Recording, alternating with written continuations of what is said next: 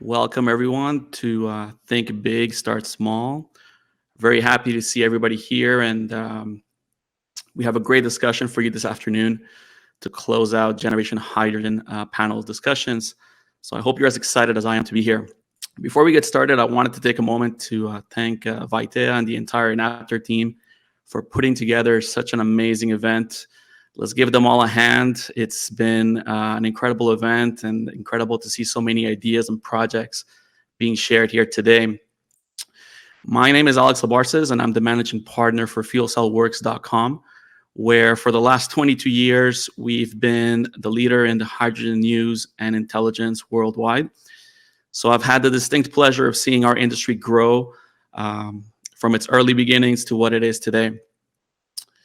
So without further ado, let's jump right in. Today we have three remarkable individuals who are focused on the future of hydrogen in aviation and space applications, and they're here to tell us how we can all get there.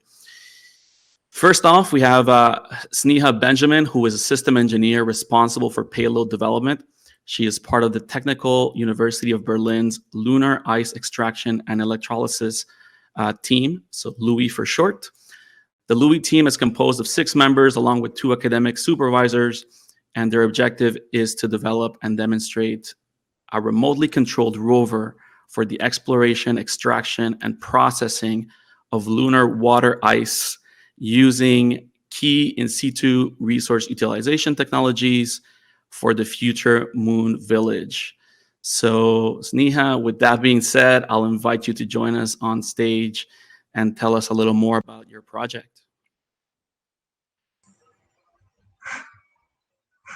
Thank you, Alex. So, hello everyone. My name is Sneha Benjamin, and I'm currently pursuing my master's in space engineering at TU Berlin.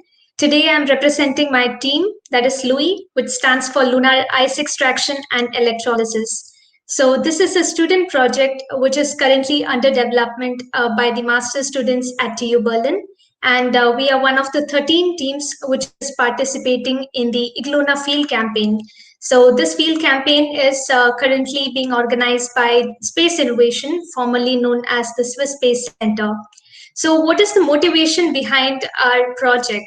So ever since water was discovered on the moon, there has been a lot of momentum which is growing in order to establish a permanent human settlement. And in order to sustain a long-term presence on the moon, we should rely on harvesting the local resources rather than depending on resources which is delivered from the earth. So fortunately, the moon has a lot of rare resources, and one of the most important one is water ice.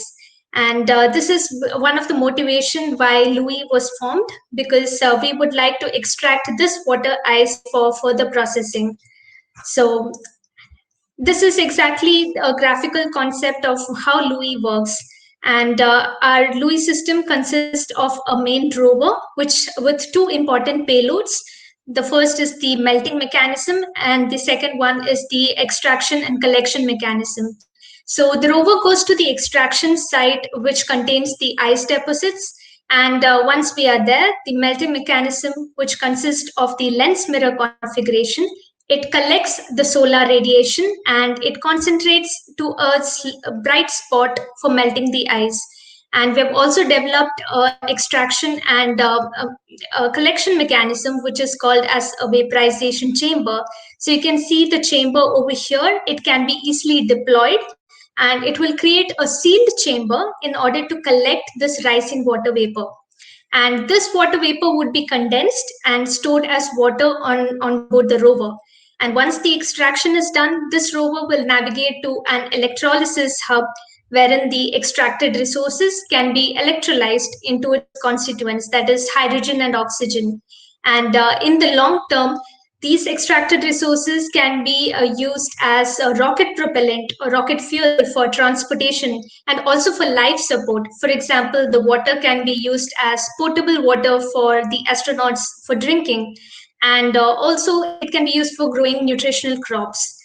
So this is the team which is responsible for driving LUIEE to success, with the technical guidance from our 2 academic supervisors, Chem and Manuel, and the industrial expertise that we have from our partners, we Team LUIEE are striving to push the boundaries of science and technology. And like the session motto says, think big, start small. We are starting small and hoping to make an important contribution to the energy transition in space industry. Thank you. Thank you, Neha. It's great to hear about your project, and you definitely have some interesting challenges ahead for you guys. So next we have Isabelle Tuchek, who is the project manager of the H2 Horizon project, which is a project between ZEDAG Energy AG and the German Aerospace Center DLR. Isabelle completed her studies in chemistry and process engineering and finished her master thesis at the R&D department of EnBW Energy in 2017. She then joined ZEDAG Energy AG to continue working on hydrogen projects and has been working on the H2 Horizon project since 2018. So Isabelle, thank you for being here. I'll invite you to join us on stage and tell us more about your project. Yes, hello Alex. Thank you for the kind introduction, and thank you Team Enapter and Gauthier for giving me the opportunity to be here and to present myself and our amazing project. So, Horizon, it is all about sector coupling. It's what are we doing? We put up a 1 megawatt electrolyzer right to our wind farm. You can see it in the background of the picture on the left. It is about 1 kilometer. We have a direct connection from our plant to the wind farm. Means if there's not enough energy from the wind farm, our electrolyzer can't produce hydrogen. So it's pretty challenging to work under those conditions. In the front of the picture, you can see the site. Our electrolyzer is right on the left. You can see the blank space there. This is where our buildings are now installed. It's an older picture, and we are delivering green hydrogen to the DLR, to the German Aerospace Agency, because they are using more than 400 tons.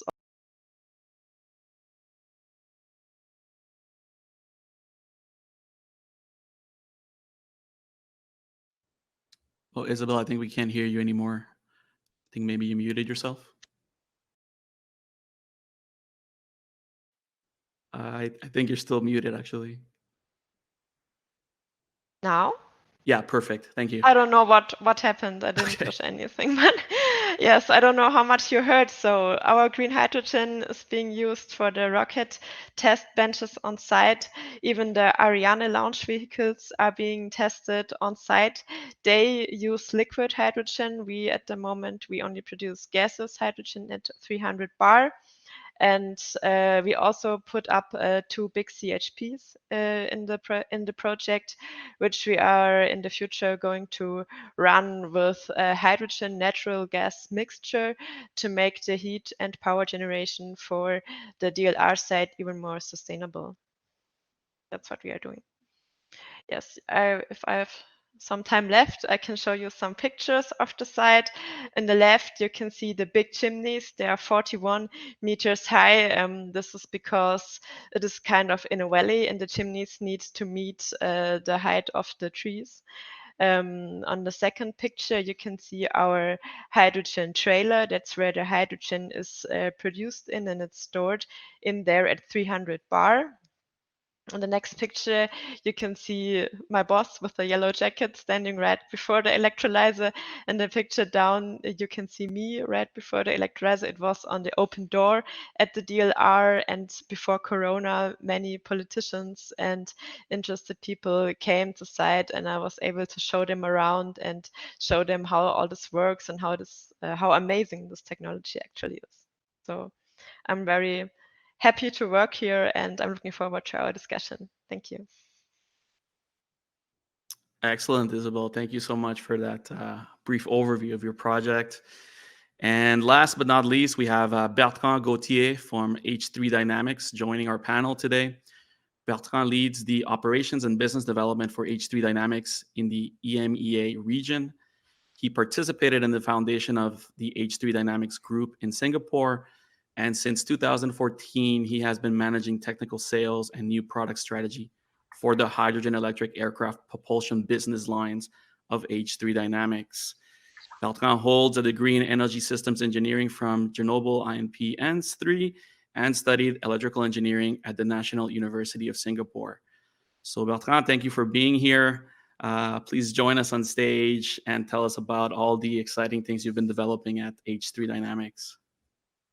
Okay, thank you, Alex. Thanks to the Generation Hydrogen team for having me today. I'm very happy to present H3 Dynamics and what we're doing for the air mobility using hydrogen as the energy source to decarbonize aviation. So a bit of history. We're originally from Singapore. We have engineering team around the globe, in Asia, in the US, and in France. And we've grown over the past years into an ecosystem from ground hydrogen to air systems. So I'll tell you a bit more about who we are now, but basically what we're building is the world leader in hydrogen-powered air mobility. And we're doing that in 3 steps, which is actually linked to the topic of today, which is think big, start small. And those 3 steps are using air mobility to collect data, transport cargo, and then transport passenger. So we're actually not new in the field of hydrogen. We have common roots with a company called Horizon Fuel Cell Technology, which is one of the leading fuel cell company in the world that started 20 years ago. And the philosophy of Horizon was actually think huge, but start tiny and start now. And what happened is that we started commercializing micro fuel cell for science kits, so very small, tiny systems. And over the 20 following years, there was an evolution growing into different markets, which led to a spin-off called Hyzon Motor, which is today one of the leading hydrogen heavy transportation company. And I guess you've heard about them. So by starting small and growing into different ecosystems, different markets, we are able to reach very high power. So from 0.3 watt to I would say hundreds of kilowatts fuel cell, which is pretty interesting. So what happened is that in 2015, the Air Mobility Lab, HES, decided to spin off from Horizon to really focus on the air mobility market. And we founded the H3 Dynamics with that same philosophy in mind. Think huge, think aviation, big transportation of passenger, but start tiny and start now. So this is our roadmap, 3 steps, data, cargo, passenger. And we start with digital data services using small electric drones, which is kind of the beginning of what we call urban air mobility. And then we move into cargo transportation, cargo drones for middle mile delivery. And then ultimately we pave the way for regional air mobility, transporting passenger over long distances. So as you can see, we start small with small drones, but with real products. I wanted to present one of them, which is today the most advanced hydrogen drone available on the market. And it's able to fly up to 3 hours, which is much more than what you could get with a battery-powered drone. So this is a small step, but this is a necessary step if we want to decarbonize aviation. And there is a learning curve, and to succeed in that transition towards decarbonized aviation, we need to make those small steps and make that evolution that would lead us to bigger systems. So I'll be happy to share more during the panel discussion. And yeah, thank you all for being here today. Excellent. Thank you, Bertrand, for sharing that history and those developments that you're working on. Sounds really intricate and amazing. So before we dive deeper into each one of your projects and then throw out some further questions, I thought it would be great to start off by hearing about what the motivation behind all your projects is. Obviously, on the surface, it's pretty obvious what you guys are working on and what your goals are, but at the core, when you guys started, what really motivated you to get this going? And obviously, the theme here is think big, start small. So, why was starting small so important for your project as it is today? So I'll let Sneha jump in and maybe tell us a little bit about that. Yeah, so Alex, like you said, we are starting small and thinking big. So the main motivation behind our project was we being space engineering students, we were participating in one of the competitions called the Luna Field Campaign. So this was last year, and the roadmap to the moon, which is organized by the ESA, is it's quite good because they are planning on having a lunar habitat in the future. So, and what are the technologies that would be needed to make this a reality? You need to rely on the local resources, that is in situ resource utilization, and also you need to sustain yourself without depending on the supplies from the earth. So as engineering students, we wanted to come up with solutions which would help in going ahead with this dream of building a lunar village. And that's how we came up with LUIEE, because our project is basically helping the space agencies as well as the private space sectors which have a vision of building a future lunar habitat. And we are concentrating on extracting the local resources that we have, for example, the water ice, and we would like to convert it into life sustaining resources or elements, for example, providing oxygen for the astronauts for breathing, or water for drinking purposes, and also for rocket fuel for transportation. So that was the motivation behind the project. And why I think starting small is important is because there would be a lot of risk associated with any space mission. As you know, any space mission involves years of planning, and there are a lot of people investing a lot of time, energy, and effort, and of course, money. So, before embarking on it in a larger scale, it would be a wise idea to analyze all the risk, to come up with ways to mitigate the risk, and then embarking on the journey. So, I think that's why we would like to start small and then plan ahead. Excellent. Yeah, you guys have a big target, so starting small is essential there. So Isabelle, how about you? What was your motivation behind it, and how did you guys kind of start small and think big for your project? I think Isabelle's still muted, maybe. No, Yes, perfect. don't know what's wrong with my mic. So, I'm working for a local energy provider, as I already told. We belong to the EnBW concern. I think you've heard of it, and you've maybe seen the major transformation that we are going through, and that we went through, and that we are going to go through in the next years. We are ditching fossil fuels and nuclear power plants, and we are expanding our portfolio with renewable energies. And as we have so many wind and solar farms in our portfolio, we get the need to use the excess energy to have some kind of storage, and that's why hydrogen comes into the picture. I think 5 or 6 years ago, 2015, we built the biggest wind farm in Baden-Württemberg. It's the wind farm that we are drawing our energy from. It's called the Harthausen Forest. It has 45 megawatts power.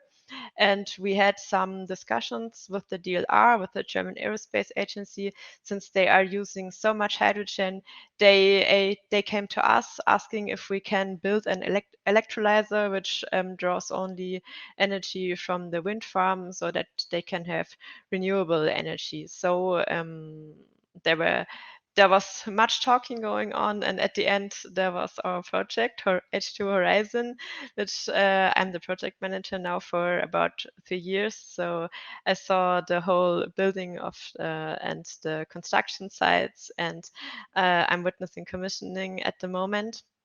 And we already learned so much from this plant. It has about 1 megawatt power. That's 880 kilowatts of power, and it only draws energy from the wind farm. So if there's no power from the wind farm, like it was earlier this year, so we had some weeks that were there were just no wind available, so we could not we were not able to commission, we were not able to produce any hydrogen. But I think that is the challenge with those plants, because if you're putting an electrolyzer next to a nuclear power plant, I mean, where's the fun? You can have it running at all the time, of course. You have cheap energy, but it is not sustainable. It's not what we want to do in the future. And this is our project is just the beginning, because as I already told you, the DLR needs over 400 tons of hydrogen just at this one testing site. So our plant can produce, depending on the wind profile, about 60 to 90 tons of hydrogen per year.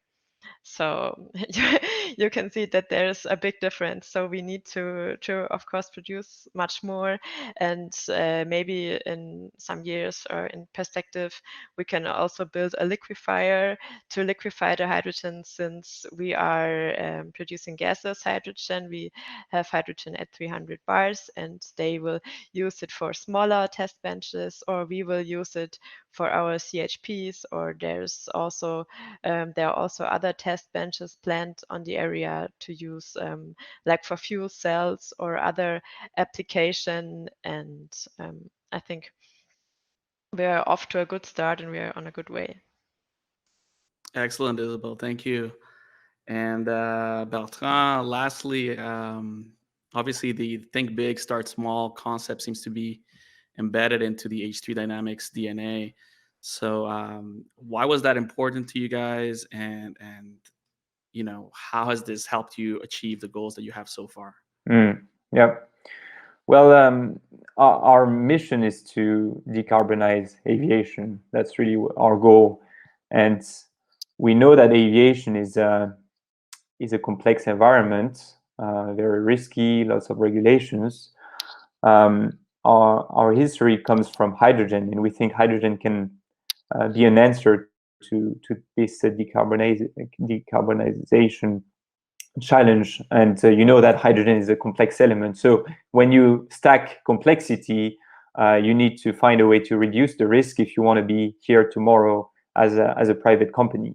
So on our side, it's a combination of being able to first learn the technologies, deliver those products to the market, learn from customers, because I think the customer experience is key in that learning curve, and also have a way to go to market very fast, and be able to reinvest into new markets and new R&D project. So it's really about reducing the risks, and also being able to wait for some technologies to mature so that you can integrate that into your solutions, wait for some market to be ready, and be there tomorrow to achieve the mission.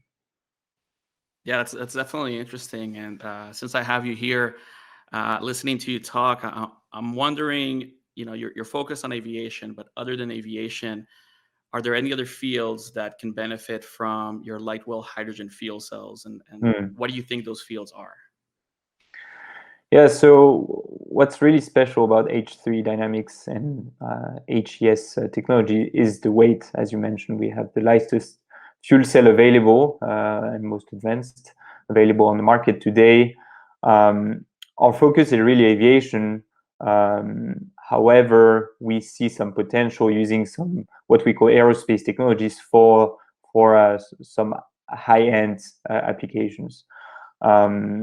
It would not be necessarily the technology that we have today, but we could derive some of the system we have for market like light mobility. I'm thinking like bikes or small cars,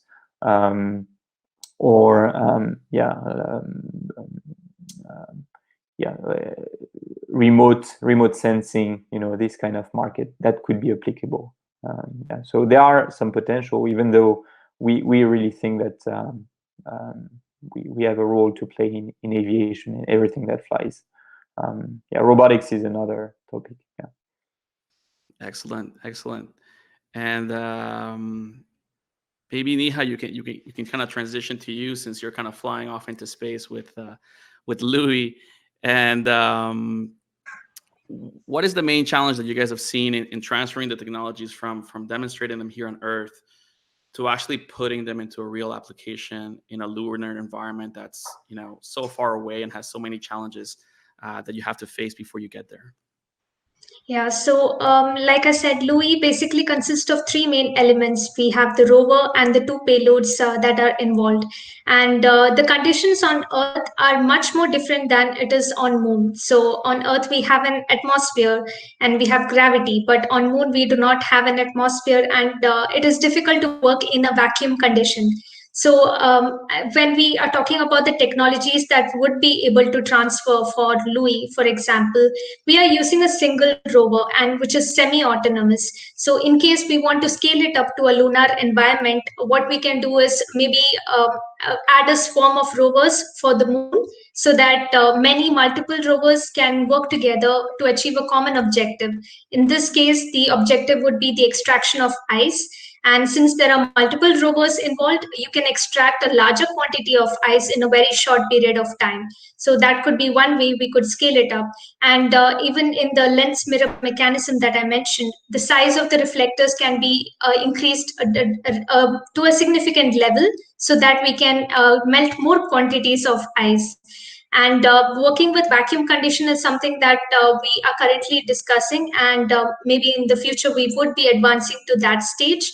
So by combining all of these factors, I think we would be able to scale it up once we have the technical guidance and the industrial expertise for that. So LUIEE should be able to scale it up to the lunar environment very soon. Great. And once you make it to the lunar environment, obviously there's a lot of talk surrounding Mars and colonization there and establishing ourselves there. So do you think that your technology is at least on some degree transferable to those types of missions? Yes, definitely. Actually, like you all know, I think Moon is just a stop in between. We are all looking forward to going to Mars, right? So there are a lot of space agencies and private space companies which are having this vision of establishing a Mars colony. So in order to do that, I think LUIEE would be of a significant help, because a few of our technologies can be transferred on the Martian environment as well. But there are things that we need to consider about Mars, because the atmosphere is quite thin as compared to the Earth. Like I mentioned, it is again different from Moon, and the atmosphere is filled with carbon dioxide. It's like 95% of carbon dioxide, and very little traces of oxygen. So the challenge over here would be, instead of electrolyzing water, I think we would have to electrolyze the carbon dioxide slabs of ice, which we have on the Martian polar caps. So that would be a challenge. I think we would have to upgrade our payloads in order to adapt to the Martian environment. But I think it still is possible. Excellent. So hearing about Mars, let's jump back into Earth a little bit here with Isabelle and the project she's working on. Obviously, her project is also related to space on some level. But Isabelle, so far, what is the most crucial factor when it comes to liquid H2 storage and its applications that you've seen? That's a very good question because as a chemist, I know hydrogen liquefies at around minus 250 degrees Celsius, which is pretty low. So obviously you need quite a lot of energy to liquefy hydrogen and to have it stay at that stage. Because if you compress hydrogen, you can just store it into cylinder tanks and it can stay there like for a pretty long time without any boil off or without any danger. But if you liquefy the hydrogen and you store it, the containers in which you store the hydrogen need to be very good isolated. And even though they are heavily isolated, the hydrogen somehow manages to get warmer and it expands and it gets gases. So the pressure in the tank is building up. So at some time you need to open the container and vent off part of the hydrogen. So you have this is so-called boil off. You have a boil off of about up to 3% of the volume of your container. So I would advise you to use liquid hydrogen only if you really need it in the liquid state. I think BMW was using liquid hydrogen for their engines quite some years ago, and it didn't go so well since you obviously don't want to have hydrogen boil off in a passenger car. I would not like to drive such a car. So that's why we are using gaseous hydrogen, and you need liquid hydrogen. I don't think there are so many use cases for liquid hydrogen. It's for the rockets, of course, they need the liquid hydrogen. I think that's where DLR is making the effort, but I can't think of many applications where you actually need liquid hydrogen. Okay. And I'm just curious, but how much H2 would a rocket actually need to operate? That's a very good question. It depends on the rocket, of course, and I know that the engines of the Ariane, they are tested on site, and one of the biggest tests takes 40 tons of green hydrogen, and it is burned in 10 minutes. So if you remember what I told you before, that we can produce like 60 to 90 tons of green hydrogen per year with our plant, and they are burning 40 tons in 10 minutes, and that's just for one engine. So the amount for the whole Ariane rocket, I think, would be even higher. So when I heard those numbers for the first time, I was like, wow, it's amazing. So much energy, you can't imagine. Yeah, it's a lot of energy and such a short period of time to go through it. So definitely interesting.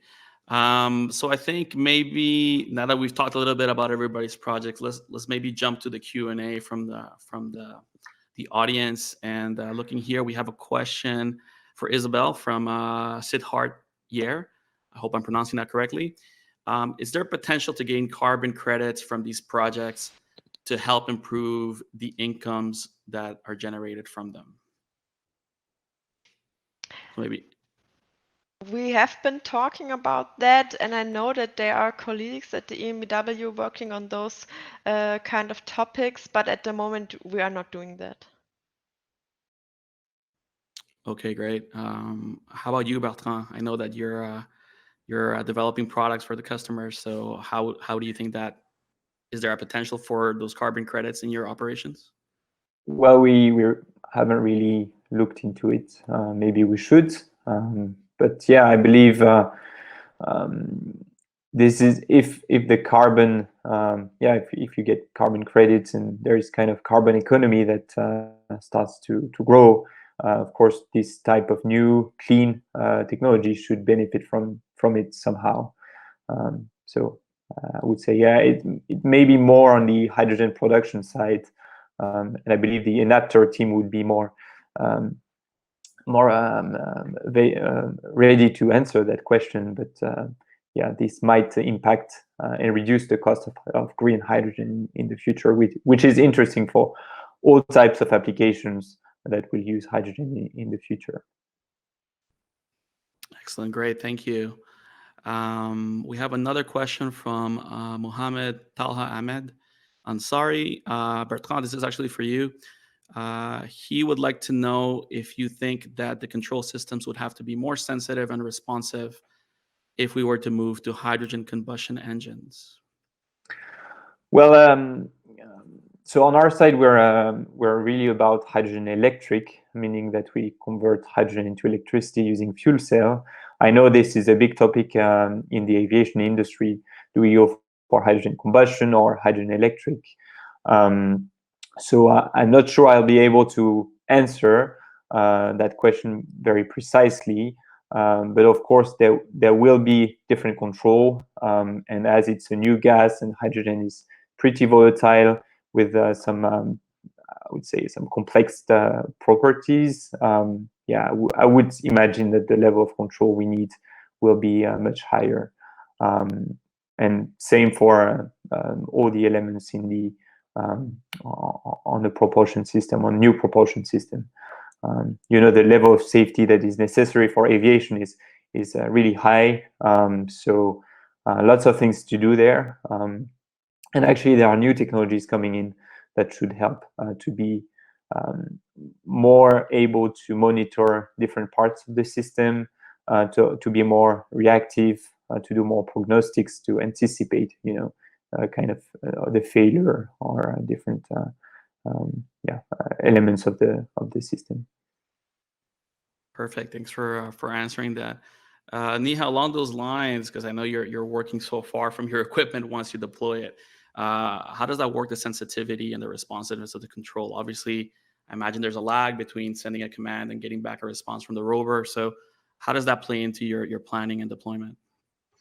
Okay, so since we would be controlling the rover remotely, there would be a lot of changes and design perspectives that we need to look into. For example, there would be a lag in the communication when you're communicating from Earth to Moon or between Earth to Mars. So we would have to consider that time delay while we are designing the rover or operating the payloads, and that would be in the initial steps itself. When we are designing the project itself, all of these considerations should be taken so that there is no fault at the end when the rover is actually in the lunar environment or in the Martian environment. I think all of these design changes would be done in the initial steps of the project itself. Great, thank you. Our next question comes from Robbie Anderson for Isabelle.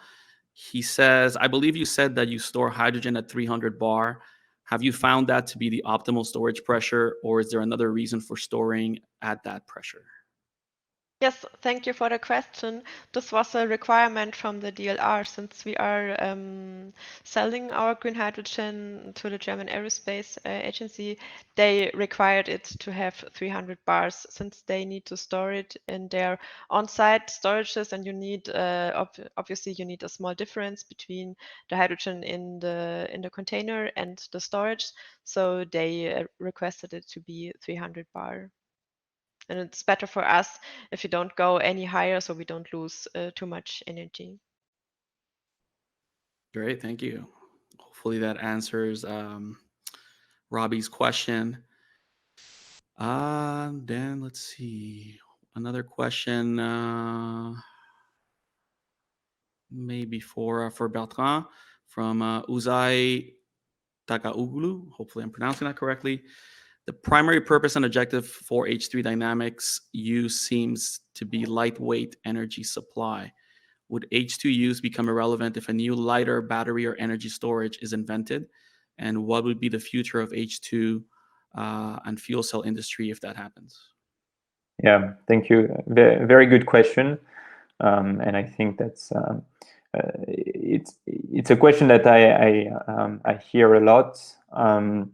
Well, first, hydrogen is not only about weight.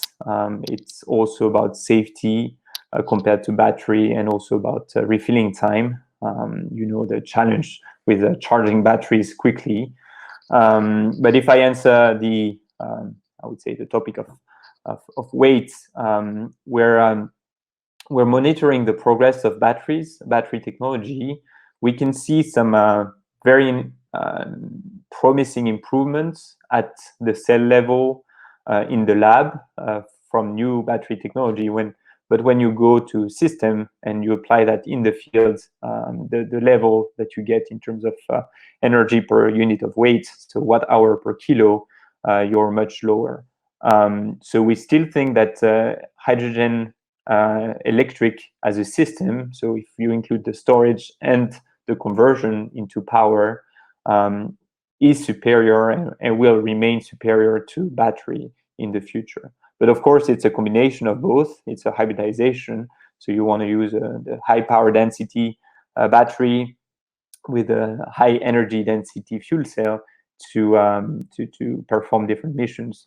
So of course, if the battery improves, that's good for us because we can make use of that. But again, it's going to be a combination of both.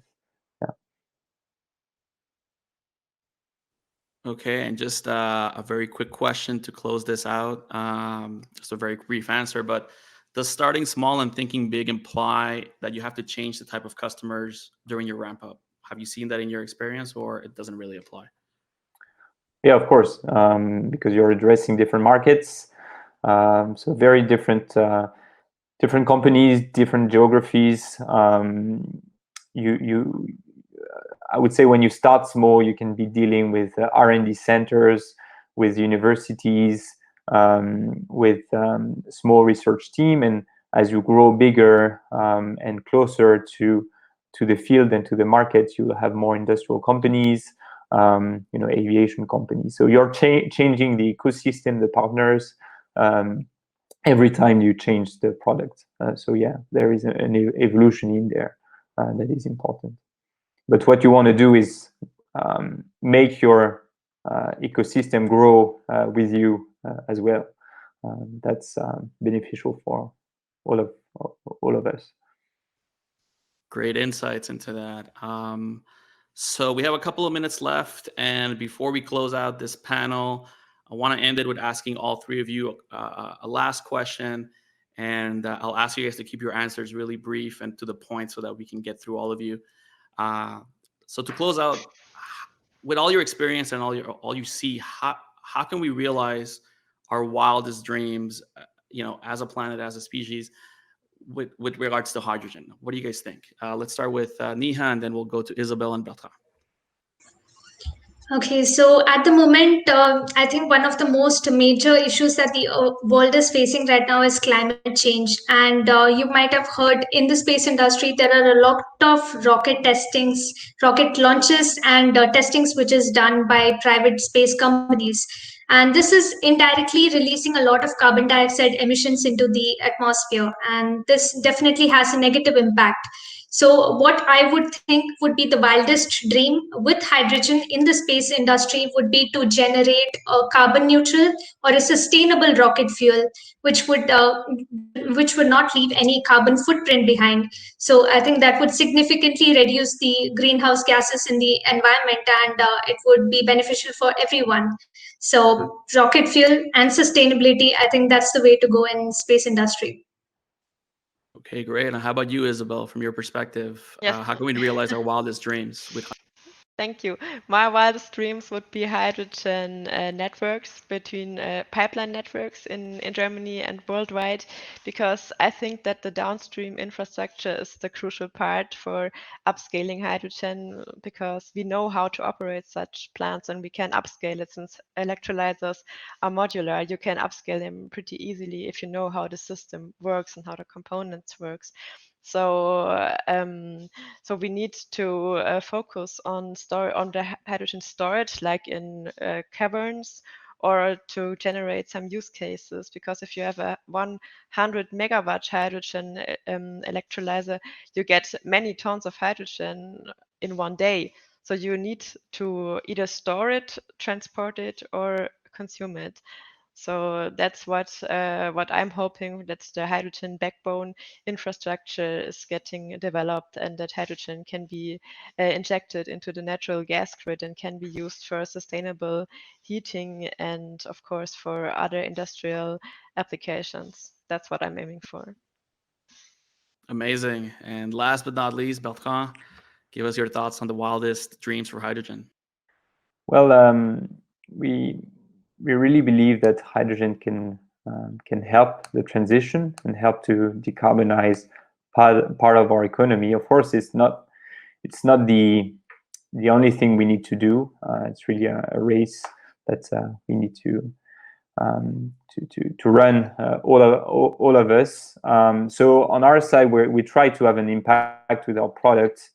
We try to decarbonize, but we also want our story to inspire a younger generation and a new generation of students, and because they are gonna also push us to make the right choice, and then they will make the next big choices for the planet. So I think being an inspiration and try to show a way is very important, and so that's why I think education and this event Generation Hydrogen is really important. We need to have more of those to inspire those the next generation. Yeah.